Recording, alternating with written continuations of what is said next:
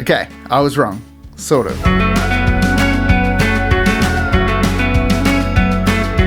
What I was wrong to do was post that video yesterday without doing a little bit further experimentation with the Cloudlifter, because what I did discover in the previous video was that using the Cloudlifter with my Universal Audio Apollo Twin interface was that I got noise no matter what combination of leads I used, dynamic mics, anything. The Cloudlifter gave more noise than when I didn't have it engaged. So for whatever reason, the Cloudlifter and the Apollo Twin do not play nice together, whether that's just my Apollo Twin, I don't know if you have the same experience, but from the comments in the other video, it does seem like a lot of people have experienced getting more noise with the Cloudlifter than without it. Now what's disappointing about that is I wanted to show that the Cloudlifter would improve your basic interface preamps, but it just seems like the preamps on the Universal Audio must be a lot quieter than the noise that's generated by the Cloudlifter. And so perhaps any digital interface might beat out a Cloudlifter. But I thought before I completely rule out the Cloudlifter, let's try it on some of my standalone preamps from my usual setup. I'm running through the Focusrite Claret, that's my usual interface, and I'm gonna go through the Great River preamp, and we're gonna do the same thing, do a bit of a speaking test, and then listen to the noise after I stop talking and see which example has more noise, with the Cloudlifter or without it. And I'm going to do the same with my Phoenix Audio preamps as well, because the noise in that is different too, and let's see which one gets better results. For this example, we're running through the SM7B into the Cloudlifter into a Great River preamp with the gain set to 45 and the output trim at about +5. Let's have a listen to the noise after I stop talking. Now for this example, I'm talking through the SM7B, no Cloudlifter in the chain, into a Great River preamp with the gain at 60 and the output trim at about +5. Let's listen to what the noise sounds like when I stop talking.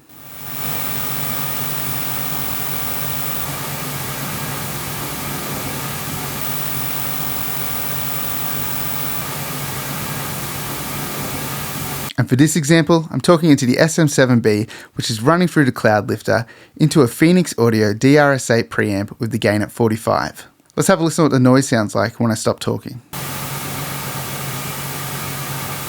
For this example, I'm talking into the SM7B, which is going into a Phoenix Audio DRS8 preamp with the gain at 70. Let's have a listen to what the noise sounds like when I stop talking.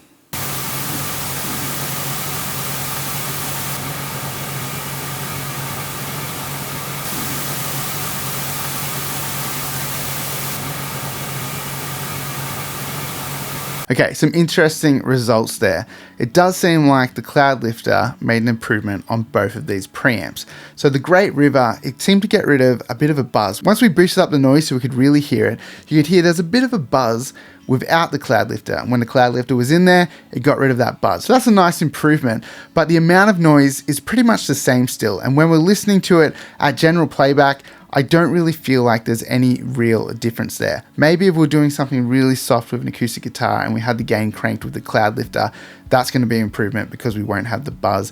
But with a voiceover kind of thing, there wasn't a super big improvement. The Great River preamp has a really low self noise, so I think it's hard for the Cloudlifter to really improve on that, but removing the buzz was nice. Now where I heard the biggest improvement was with the Phoenix Audio preamps. When we had that gain cranked up, you could hear a lot more hissy top end, and when we had the Cloudlifter in the chain, it really pulled that back and made it sound a lot softer. So that's a really nice improvement if you're using the SM7B with a Phoenix Audio preamp.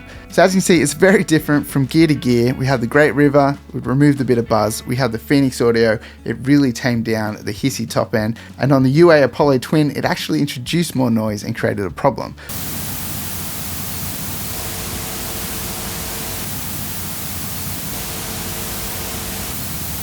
So it's kind of hit and miss with the results that you get from it. It's not like you plug it in and you get the exact same thing every time. It actually seems like it depends on the piece of gear and the chain as to whether it's going to make any kind of improvement. Now to me, that makes it kind of a risky purchase because you don't necessarily know until you try it whether it's going to improve your chain. So before you go and buy yourself a Cloudlifter, maybe do a bit of research, see if anyone has used a Cloudlifter with your interface or the preamps that you use and whether they've had better results, because then that might give you a better idea of whether it's actually going to work for you. Thanks for watching, guys. Make sure you hit that like button and subscribe to the channel. And if you want to support the channel, check out the description link below. You can head over to my website, check out my range of drum samples and mix courses. Grabbing a copy of any of those is a massive support. If you are interested in checking out the results in that first Cloudlifter video I posted, then check out this next video coming up.